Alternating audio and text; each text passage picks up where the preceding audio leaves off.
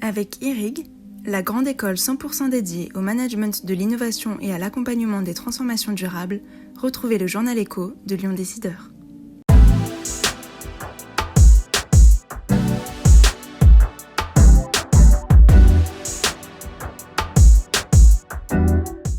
Bonjour et très heureux de vous retrouver une dernière fois avant la trêve estivale. Nous parlons de la campagne de recrutement d'apprentis du bâtiment dans la région avec Philippe Lansard, le président de la Fédération française du bâtiment Auvergne-Rhône-Alpes, dans un instant. Mais pour commencer, quelques infos en bref avec le groupe d'intérim lyonnais Adéquat qui affiche un état d'esprit combatif et optimiste après la crise sanitaire. Situé à la 7e place nationale, Adéquat veut tout simplement doubler sa part de marché en 3 ans, à savoir la faire passer de 4 à 8%. Adéquat dispose de 22 à 23 000 intérimaires placés en entreprise chaque jour et compte 600 CDI intérimaires présents dans 5 pays, France, Belgique, Irlande, Pays-Bas et Canada. Le groupe dirigé par Jérôme Rieu veut faire passer la part de son activité réalisée hors de France de 7 à 20%. Opéra Énergie, le courtier en électricité et gaz auprès des entreprises, va franchir la barre des 100 collaborateurs d'ici à la fin de l'année, avec une bonne dizaine de nouveaux recrutements. Fondé en 2014 par 3 anciens cadres d'Engie, Opéra Énergie compare les tarifs d'une vingtaine d'opérateurs et fournit la meilleure offre à ses clients. L'entreprise a plus que triplé de taille ces 3 dernières années. Alliance Hightech a finalisé l'acquisition de System J à Rennes pour donner naissance au groupe Alliance Global Procurement. Le spécialiste de l'externalisation de l'achat de prestations intellectuelles double de taille par la même occasion en passant à 200 millions d'euros de chiffre d'affaires et 50 salariés. Et Laurence de Rocasser n'entend pas en rester là. Prochaine étape, 500 millions d'euros d'ici à 3 ans, avec en ligne de mire une montée en puissance de l'agence de Lyon. Le groupe est aussi présent à Aix-en-Provence, son siège social, Toulouse, Rennes, Paris et Bruxelles. Enfin, le chiffre du jour, 98 690, c'est le nombre de demandeurs d'emploi inscrits à Pôle emploi dans la métropole de Lyon au 2e trimestre 2020. Un chiffre en hausse de 24% en un trimestre et de 23% en un an. À l'échelle de toute la région Auvergne-Rhône-Alpes, la progression s'élève à 26,4% au 2e trimestre. C'est le chômage des hommes et des moins de 25 ans qui progresse le plus. Voilà, et on retrouve à présent notre invité Philippe Lansard, le président de la Fédération française du bâtiment Auvergne-Rhône-Alpes, qui nous accueille dans ses locaux ici, à Villeurbanne. Bonjour. Bonjour. Et merci d'être avec nous. Alors avant de parler de votre campagne de recrutement d'apprentis, où en est le secteur du bâtiment à fin juillet ? 95% des chantiers sont ouverts, je crois. Est-ce qu'on peut parler d'un vrai redémarrage ? Oui, alors donc 95, peut-être 98 aujourd'hui, mais en tout cas on peut reparler d'un vrai démarrage. Toutes les entreprises ont repris leur activité. Globalement, tous les chantiers sont ouverts. Alors avec certains, avec quelques restrictions ou quelques contraintes en fonction de l'avancée des chantiers, puisque vous savez que la problématique est différente si vous êtes en début de chantier, en milieu d'opération ou en fin de chantier, mais tout le monde est au travail. Je dirais qu'aujourd'hui, tout le monde s'est remis en piste, moins le personnel qui est en vacances, puisqu'on rentre bien évidemment dans une période de congé. Globalement, comment se portent les entreprises ? Je me souviens qu'au moment du confinement, vous aviez dit qu'elles ne pourraient pas supporter seules les surcoûts des chantiers liés aux mesures de sécurité. Qu'est-ce qu'il en est aujourd'hui ? Alors, ce qu'il en est, l'analyse, elle sera plus facile à faire cet automne. Parce qu'aujourd'hui, tout le monde a repris sa phase d'activité. Il y avait un besoin de refacturer, de produire. Sur la partie surcoût que vous évoquez, il y a eu des discussions directes aujourd'hui entre les clients, nos donneurs d'ordre et les entreprises. Mais pour faire une vraie analyse et vous faire un retour, je pense qu'il faudra attendre l'automne, voire la fin de l'année, pour qu'on puisse faire une analyse effectivement de nos chantiers, analyser quels ont été les effets du Covid en termes de surcoût, de productivité sur nos chantiers. Donc c'est très difficile aujourd'hui de donner des chiffres précis, mais on pourra certainement vous les donner en fin d'année. Très bien. Prêt garanti par l'État, chômage partiel, report de charges. Est-ce que vous estimez que le gouvernement a bien joué son rôle sur le plan économique ? Oui, alors, cette crise ? Alors sur le court terme, très honnêtement, le gouvernement a bien joué son rôle et a accompagné les entreprises, notamment dans les problématiques immédiates, c'est-à-dire arrêt de la facturation, donc problématique de trésorerie et problématique de report de charges. Donc aujourd'hui, globalement, que ce soit pour le bâtiment ou d'ailleurs les entreprises en général, le gouvernement a été très présent, y compris avec le chômage partiel, pour l'accompagnement court terme. Et sur le long terme ? Alors, sur le long terme... Moyen et long terme ? Alors, le moyen, je dirais, le moyen, c'est le long terme, parce que le moyen, on ne va pas pouvoir attendre. Oui. Donc, il va falloir repartir. Donc, il va falloir avoir une relance très rapide. Aujourd'hui, elle n'est pas encore là, ou tout du moins les modalités n'en sont pas précisées.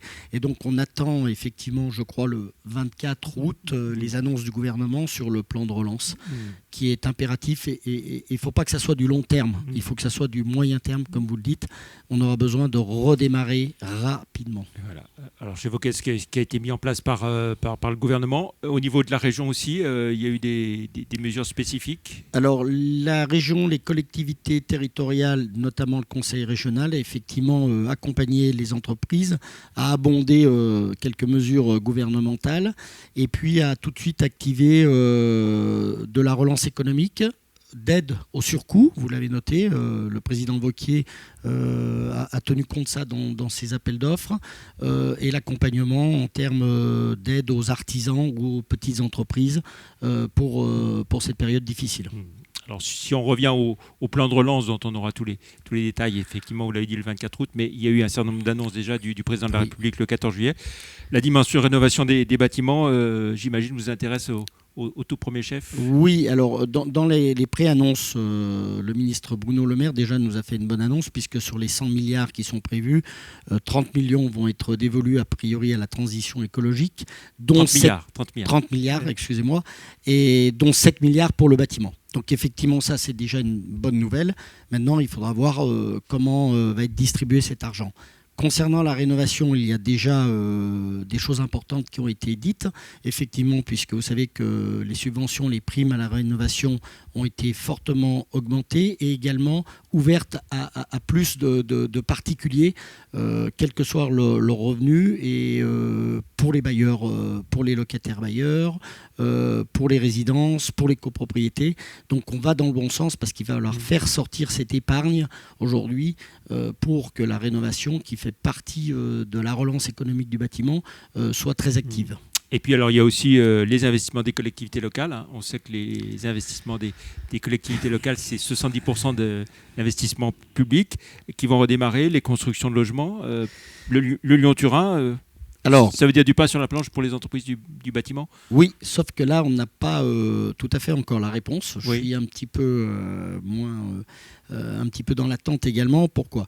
La commande publique va être importante dans la relance économique, puisque sur le secteur privé, malheureusement, on va devoir suivre l'économie mondiale, la relance de l'économie mondiale. Donc là, on ne sait pas où on va, à quelle allure. Donc pour soutenir les activités, la commande publique va être importante. Problématique des collectivités territoriales.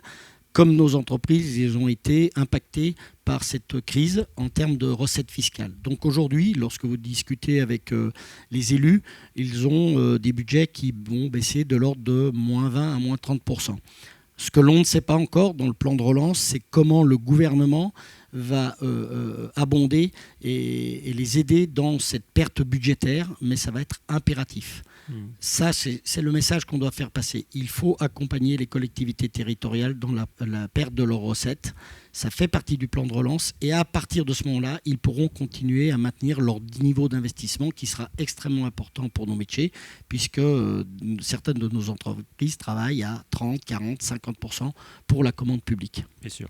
Alors, et puis bien sûr, il y a le recrutement d'apprentis qui est essentiel. Hein. Vous voulez marquer les esprits donc avec cette campagne Wanted. Wanted. Alors, Wanted, pourquoi Wanted ? De toute façon, hors crise Covid, nous avions une problématique de recrutement, une problématique de pyramide des âges, le besoin d'avoir des jeunes.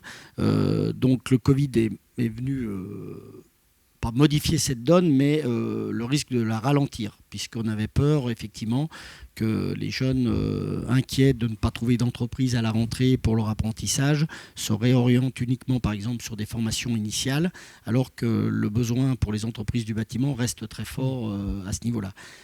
Nous avons sondé nos adhérents, et ceux-ci nous ont dit que sur ce point-là, ils allaient minimiser l'impact Covid et continuer une vraie politique d'apprentissage, de prendre des apprentis. Donc ça, c'est plutôt une bonne nouvelle. C'est c'était une bonne nouvelle. On était inquiet à ce niveau-là parce qu'on peut comprendre que dans un contexte conjoncturel délicat, on puisse avoir tendance à freiner. Ça n'a pas été le cas. C'est pas la volonté de nos entreprises conscientes du futur.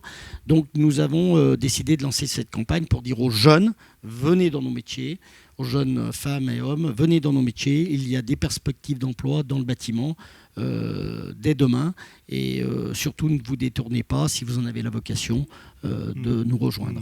On sait qu'avant le confinement, l'apprentissage avait plutôt le vent en poupe ces dernières années. Est-ce que vous avez quand même des inquiétudes sur... Alors, Pas tant du côté des entreprises, c'est ça? Puisque vous disiez, bon, elles disent qu'elles vont continuer à recruter des apprentis, mais c'est du côté des jeunes. Voilà. Par rapport à l'image du métier du bâtiment? Non, alors nous avons toujours eu à défendre notre image. Et là, on va continuer et tout. Non, l'inquiétude par rapport au Covid, c'était, et on peut le comprendre, que les jeunes soient inquiets pour trouver une entreprise en alternance. D'ailleurs, quels que soient les métiers. Vous imaginez bien qu'aujourd'hui, si je faisais le parallèle dans l'hôtellerie, le jeune qui veut se lancer dans l'hôtellerie aura, lui, à l'inverse, beaucoup plus de mal à trouver de l'apprentissage à la rentrée dans ce secteur d'activité. Donc on avait peur qu'il se détourne de l'apprentissage en faveur de la formation initiale, par peur de ne pas trouver d'entreprise. Donc c'est pour ça qu'on a vraiment lancé cette campagne, plus pour dire non, n'ayez pas peur, les entreprises sont prêtes à vous accueillir, au-delà évidemment de continuer notre politique de recrutement de jeunes pour le futur, pour les années qui arrivent. Et puis ce qu'on peut dire, c'est que les aides du gouvernement qui ont été annoncées sont significatives. C'est quoi, entre 5 000 et 8 000 euros suivant les âges. Donc c'est un bon coup de pouce. Très bon coup de pouce. C'était, je pense, le signal attendu par nos entreprises, notamment l'artisan ou la petite TPE, qui, dans un problématique économique, un petit peu de trésorerie, avait besoin de ce coup de pouce. Ça, c'était vraiment attendu. Et là, il y a eu une mesure forte prise par le gouvernement, conscient du problème. Effectivement, donc 5 000 euros pour le mineur et 8 000 euros pour le majeur. Alors c'est aussi l'entrée en vigueur de la réforme de l'apprentissage qui a été mise en place par le précédent gouvernement, une réforme qui donne plus de pouvoir aux entreprises, aux secteurs, aux branches, par rapport aux régions notamment. Alors, ça grince un peu du côté des régions. Là, oui, c'est un sujet un petit peu délicat. Pareil, on n'a pas de recul, donc il a été décidé de donner plus de pouvoir au centre de formation directement, avec un fléchage au coût de contrat. Donc on a un apprenti, on a en face un coût de contrat et donc des subventions, sans passer par les territoires. C'est la volonté du gouvernement. Pareil, nous n'avons pas de recul sur cette réforme. Elle démarre, alors dans un contexte malheureusement délicat.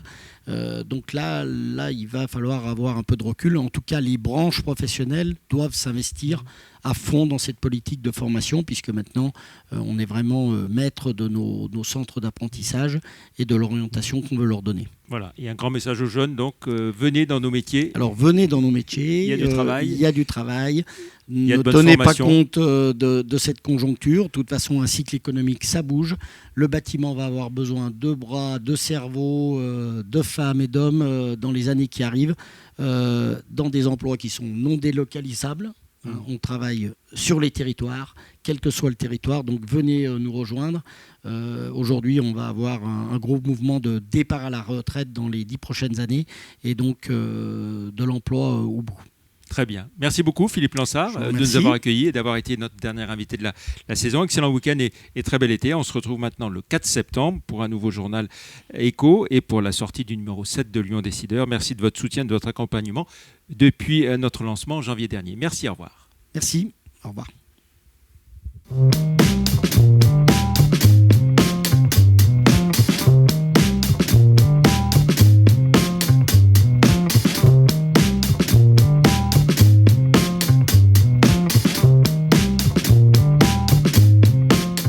IRIG, la grande école 100% dédiée au management de l'innovation et à l'accompagnement des transformations durables, vous a présenté le journal Écho de Lyon Décideur.